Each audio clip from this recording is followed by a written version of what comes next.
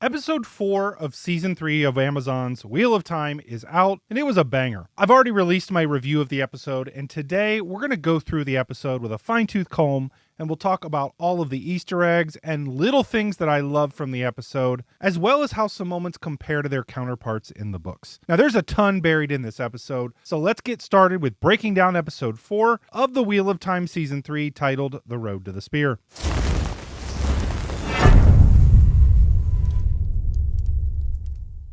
Now, before we dive straight into the episode, make sure to like the video and subscribe to the channel to get more Wheel of Time content. That is what I make here on the channel. But let's just jump straight into the episode. We see these shots of Lan and Rand sparring and training with the sword as Moraine watches. And of course, we're hearing Rand discuss the flame in the void as he talks with Lan. Now, the flame in the void was a concept that was taught to Rand by Tam al'Thor, his father, in the books, that Rand uses to channel as well as fight with the sword. Now, in the books, we learn that there is a similar concept used by other blade masters, and even in the Age of Legends it was called the Oneness, and it helped people learn to channel. Book Lan knew of the flame in the void, but it looks like they're having Rand explain it here as a form of exposition to help teach the audience. Now, the rest of the conversation between Lan and Rand has to do with Rand being Aiel by blood, but not being Aiel culturally. And this is a running theme of the episode, highlighting cultural identity. When Rand steps backward in time later in the episode, he learns how the cultural identity of the Aiel came into being, and the irony of it all is that the Aiel aren't culturally Aiel anymore either. Now, one thing this episode does a great job of is giving exposition in non-obvious ways. We jump to this conversation with the wise ones, Bear and Moraine, and of course they're talking to Egwene and Moraine. And there's a ton of exposition that happens in this scene. Now, first, Bear is essentially a Mies from the books. While it's a truly odd decision to just not call her a Mies, that is the role that she is playing in this story. And apparently this was explained by the show's book consultant Sarah Nakamura, that both characters were supposed to be in the show, and that a Mies was cut last minute and they assigned that role to Bear. Doesn't make a ton of sense to me. I didn't hear that whole interview, but there's no pivotal plot changes, so I just think it's strange. In this conversation, we learn a bit of the dream world, and specifically the ability to dream or foretell the future. Now, a small number of the Aiel wise ones in the books have the ability to not only enter the dream world or tell around Rhuidean, and we see that in the show too, but there are also dreamers that can catch glimpses of possible futures. Now, Egwene in the books is a very powerful dreamer and a dream walker. In the books, she sees glimpses of the future as well. We have not yet seen that out of her here in the show, though. Now, at first, this confrontation between Aviendha and Rand and Lan may seem a bit forced or a little bit dramatic on Aviendha's end, but there is a strong storytelling reason for doing this, and it's really to establish the importance of the spear and why Aiel hates swords. The irony of it all is the Aiel don't even know why they won't use a sword, which we will soon find out, hence the name of the episode, The Road to the Spear. Now, the fight between Lan and Aviendha is cool, and Aviendha is a great warrior, both in the show and in the books. I'm not sure that this fight makes Lan look weak, as much as the one gripe that I've really had with the show all the way through is that Lan has not really been established as an elite level warrior or an elite warder in the show. In the books, Lan is considered the best of the warders, and perhaps the best with the sword in the entire series. While they have not established that Lan is weak in the show, not at all, it's not really obvious that he's the best of the best. We don't even hear others referring to him in that way, which I think is a shame. And it's not to say that Aviendha could not keep up with him. It's just to say this is one example of where I think they make Lan look good, but they don't make him look dominating. Now, at the end of the fight scene, we see Bear take Aviendha's spears and break them and then send her to Rhuidean. Aside from finding out that Bear is inhumanly strong with the ease that she snaps those spears on her legs, this scene is taken almost directly from the books. For those that are not aware, Aviendha can channel, and she has been called to become a wise one. She does not want to leave the Maidens of the Spear and has run from that calling, but it's finally caught up with her. Now, one thing that is cool to catch here with Aviendha's character is that she promises as she's leaving for Rhuidean that she'll be back before they reach Cheandare, which is the area overlooking Rhuidean, which we see later in the episode. I'll be back before you reach the slopes of Cheandare. Now, this is still Aviendha's Maiden of the Spear hubris that she believes she will make quick work of the rings in the city. Spoiler alert, she doesn't. Now, this next scene between Rand and Moraine is again almost straight from the books. Moraine wants Rand to confide in her more, but he is wary of her desire to control him and her motivations. Now, this is really part of Moraine's character development. Even in the books, she struggles with issues of control. She's devoted her entire life to finding and guiding the Dragon Reborn, and has likely thought about it for years, the best paths to follow, how to guide him, what he should do. And none of what she has planned has occurred, and Rand does not seem to follow where she wants to lead him. It's actually quite easy to empathize with her. She's wise, she's done a lot of the work, she's selfless, she's singularly focused on one goal, and then along comes this idiot kid that doesn't know anything of the world, and he refuses to listen to her well-laid plans. Now, ironically, if Rand had followed her directions in the books, and likely in the show, he would have died or he would have failed. The dynamic between Moraine and Rand was always great in the books, and this part of the story right here is my favorite stretch for that. I love finally seeing Rhuidean on the screen, and it is truly massive. It's described in the books as being as big as Caemlyn or Tyr. Now, the mists surrounding it give it such an eerie feeling, which I love. We discovered that the Shaido are already here with their tents set up, and they must have been magic tents because somehow none of the group saw them as they approached, but it appears that they have been here for some time, as Moraine is said to already be in the city. I'm assuming they're making Savannah, who we see here, a wise one for the show, although it isn't quite clear. The question is, who gave Moraine permission to go to Rhuidean? I wonder if there are other Shaido wise ones present that we don't see, because it does take two wise ones to send somebody to Rhuidean. Now, during this conversation, we get a line straight from the books that's always been one of my favorites. He presents himself like a woman! Do you wish to be a wise one, Couladin? Put on a dress and come to me. I'll see if you could be trained. Until then, be silent when wise ones speak. Moraine. It must be done. I answer yes. But this is also the moment where Moraine and Egwene realize that at least some of the wise ones can channel. And this was a truly pivotal moment from the books when this happened, because the White Tower assumed that there weren't really that many Aiel channelers, if any. They later discovered that there are thousands of them, perhaps more than there are Aes Sedai. We are told that weapons are not allowed in Rhuidean, so Rand and Moraine must leave their weapons before going in. And it's quite funny that Moraine is literally carrying a small arsenal with her, dropping like 50 knives. What's interesting to note here, though, is that they're told that their weapons will be here for them when they return, implying that all of these weapons that are still here are from those people that went into Rhuidean and did not return. The obvious implication here is that most people do not return when they go to Rhuidean. One other minor thing of note here is that when they show the title card here, you can actually see that the graphic is going the opposite direction and the music going the opposite direction, obviously foreshadowing that we're about to be stepping backwards in time. Now, as they walk into the city, Moraine makes the comment that the statues don't look like Aiel work, which obviously implies that the city was built by someone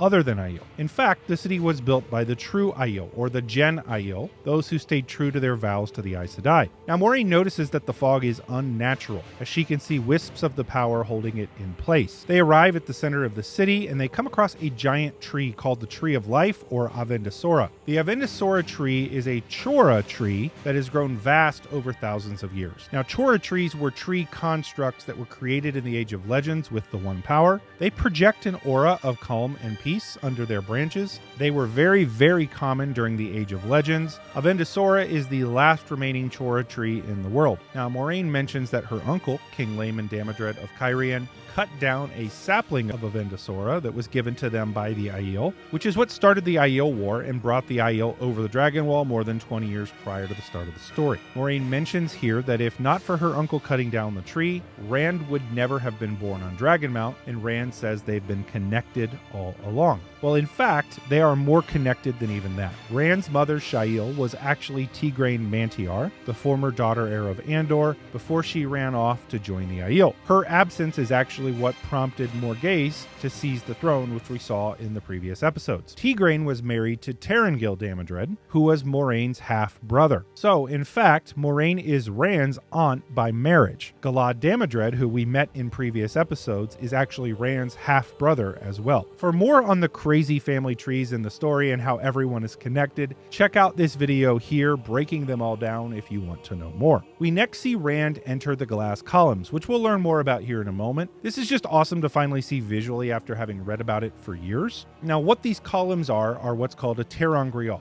or something that uses the one power to create some sort of effect. In this case, what happens is that each step takes the person moving through it further and further back in time through the eyes of their own ancestors. So as Rand steps forward, he moves backwards in time, and we see him find his dead mother on the slopes of Dragonmount through the eyes of his Aiel father, Janduin. Janduin was the clan chief of the Tardad Aiel, the same clan that Rhuarc is now the clan chief for. We do not see his arms as his sleeves are down, but if we did, we would see dragons on his left arm. Now in this scene, Janduin fights, but he does not wear his veil. And he doesn't seem to have any veil that we can actually see, which is odd given that the flashbacks are establishing why the Aiel even wear veils, so it's odd that he isn't using it. When Janduin finds Shael dead, Rand had already been born in the events of the Cold Open from episode 7 of season 1, and Tam had taken the baby. In his next step forward, we also see Rand as this man, Mandian, who is a sept chief of an Aiel clan. Now, this woman here is his wife, but she's also likely a dreamwalker. She says that Latra Sedai has called them here, and that he must agree to whatever she asks of him. This is because she has dreamed that it is for their future, and he must agree to what is asked if they want to be remembered. So here we see Latra pose Dacume, the Aes Sedai that we first met in the Cold Open for episode 8 of season 1, and the Aes Sedai that opposed Lews Therin Telamon in his attempt to seal the board during the Age of Legends. We'll speak more about her in a moment. In the books, it's not Latra that is here, but another of the ancient Aes Sedai, but the result is the same. So here we see how the glass columns are made, or at least raised, and we don't really understand or see how this is done in the books. The glass columns were more than 100 feet high, so it's hard to believe that the Aiel carried them there with all of their other objects of power, so maybe even in the books they were created by the Aes Sedai in the city as it was being built. The show is leaning more into a soft magic system that sort of allows for things to happen without needing to really explain them deeply, and that's just to simplify things for the viewers. However, to be fair, we really don't know how the columns were created in the books either. In the next flashback, we see Rand as Luwin,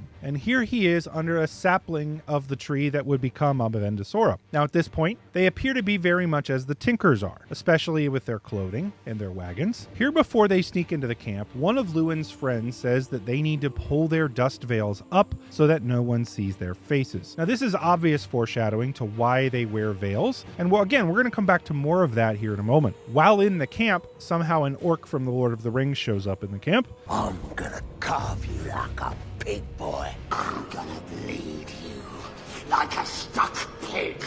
All joking aside, after defending himself, Luwin justifies his actions by saying that he will carry a spear rather than a sword because spears can be used for hunting while a sword cannot. One point of divergence from the books that would have been cool to see here was the women that joined the Aiel and became married to their spears, or known as the Maidens of the Spear. I think that given that we have maidens in the show, it would have been great to see their origin here as well, but I think things were probably cut for time. But Luwin's mother tells him to hide his face from her, as she once had a son that looked like him, starting the ritual for the Aiel to cover their faces when they fight. Now the context of this ending scene was that Luwin and the others that will join him will protect the true Aiel, or the Gen Aiel, as they will not do violence, and because they can do violence, the new Aiel, they will protect them. This is actually where the modern Aiel begin, was this moment. Here we see Muradin back in the present timeline, also moving through the glass columns, but completely unable to handle what he is seeing, in fact poking his eyes out. For many of the Aiel, seeing that what they once were was the equivalent of being a tinker is very, very hard for them to fathom, and we'll see more of that here in a moment. Next, we jump to Rand as Jonai, an old man. Now, this is straight from the books, and the people that are leaving the wagons are the origins of the Tuathan, or the Tinkers. They say that they will seek out the songs of harvest. Again, the song that they're seeking in the current day is why they're leaving here, and they're leaving their oaths and just going back to lives of peace. They don't see a reason to continue to follow the Aes Sedai. This is really the source of the Aiel revulsion for the Tinkers. They believe them to be the true Oathbreakers, as they willingly left their oaths for their own good. Also of note in this conversation is that she mentions that the Aes Sedai have killed the last man that can channel. Now, this implies that the breaking of the world is ending. It's often lost on people that read the story that the period of the breaking of the world lasted for almost 350 years, meaning that the world was in complete upheaval, both with people, but mountains and rivers for more than 3 centuries. As we flash even further into the past, we see this shot of a major city, implied to be Paradisen, the capital of the world during the Age of Legends. Now in the distance here, we can see destruction happening, implying that the breaking of the world was beginning as men went crazy after sealing the bore. The scene also mirrors the scene in the books where the Aiel are given the charge to care for the objects of power, the ter'angreal and angreal, that are given to them to take away to preserve as the world is essentially ending. I do wish we got a little bit more destruction happening here, as this feels way too peaceful for what is happening going on around them. There doesn't seem to be a bunch of urgency or feeling like the world is ending. So here we see Latra Sedai again, much younger this time around, and she gives the Aiel the Sakarnin, the name for the Sa'angreal they're using in the show. She calls it the most powerful Sa'angreal ever created for women and entrusts it for them to guard. Now in the books, Sakarnin is a male Sa'angreal that's found much later in the story. I'm not going to get into that because of spoilers, but this seems to be a replacement actually for the Chodin call, and this is just the female version of that. She mentions that Kalendor is the male equivalent and is guarded in a fortress, alluding to the Stone of Tyr. Now you might ask the question as to why they would be combining the Chodin call with the Sakarnin and Kalendor, and I'd say that this is just combining the super powerful MacGuffins into one item simplified for the story. If they had multiple MacGuffins like that, it would feel repetitive as they go through these seasons. So the next step backwards in time shows us the Sharome, which is this giant ball here in the sky. Now the Sharome is part of the Kolam Dawn, which is a research institution and university in the Age of Legends. The Kolam Dawn was actually in the city of Vasain, which was one of the largest cities in the Age of Legends. We'll talk about that in a moment. Now obviously we see Mirren Aerenail here, before she was Lanfear. In fact, as the show tells us, she was the part of the group that drilled into the thinness of the pattern, looking for a new source of power that both men and women could use together. They stumbled upon the Dark One's prison and released him into the world. And we get to see that at the end of the flashback. However, Lanfear was not the only Forsaken to have worked at the Kolam Dawn. Mesa Ana, also known as Sain Tarasind at the time, was a teacher at the Kolam Dawn, although it doesn't look like we're going to get Masana in the show. Now, when we see this shot of the Sharome, the city under it does not look much like Vasain, one of the largest cities in the world at the time. I would have liked to have seen the incredibly large city underneath the Sharome and show the Age of Legends being even more miraculous. However, there is something else here that I don't think many people have caught, because it's blink or you miss it. Here in the background, right before the Sharome falls from the sky, you can see these objects here in the background moving through the sky. These are likely show wings, or what the Age of Legends used as airplanes. Again, blink or you miss it, but there they are. Also, you can hear the Aiel singing as they harvest this wheat.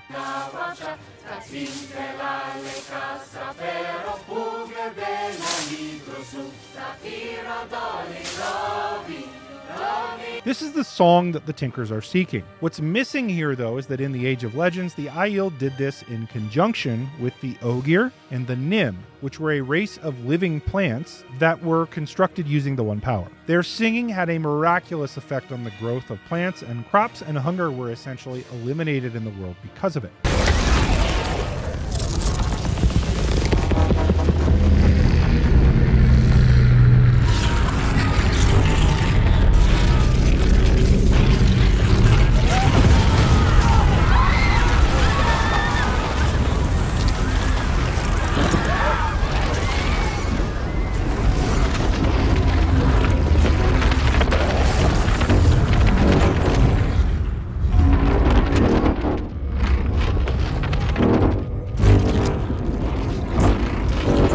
So I love seeing the Dark One's prison opening here, and you can essentially see the cracking in the pattern. It's almost like this glass has shattered and something is looking in to the other side, with the obvious symbology of it looking like an eye. So once Rand is out of the columns, we see the dragons on both of his arms. Now keep in mind that a dragon on the left arm signifies that he would be a clan chief, but on both arms it means he is the chief of chief, or the Kar Karn. Now when it comes to Moraine scenes, there are so many, and although there are a lot of places we know and cool things that are going on, I struggled to find too much significance to any one of those short scenes that we saw. However, there are common themes. For example, it's clear that Moraine being in positions of power over Rand doesn't end well, like when she's the Amerlin, or when she bonds him as her warder. Also, it's clear that she will have a confrontation with Lanfear and that she's likely going to die because of it. Now, we'll find out more about these visions in future episodes, so I'm going to save my commentary until then. But here we see Rand arriving at dawn with Moraine in his arms, fulfilling the Aiel prophecy that he will be he who comes with the dawn. Now, as I mentioned in my spoiler review, this was an incredible episode. It really did the source material proud. Is there anything that you caught, though, in this episode that I didn't? Let me know in the comments of this video. Make sure to, again, like the video, subscribe to the channel if you want to be updated when I release new Wheel of Time content. Thank you to my patrons for supporting the channel. All of you are very, very appreciated. If you'd like to become a patron, check out the link in the description of the video. And lastly, if you liked this video, check out some of these here other videos that I think you're going to love. Thanks for watching, and until next time, peace out.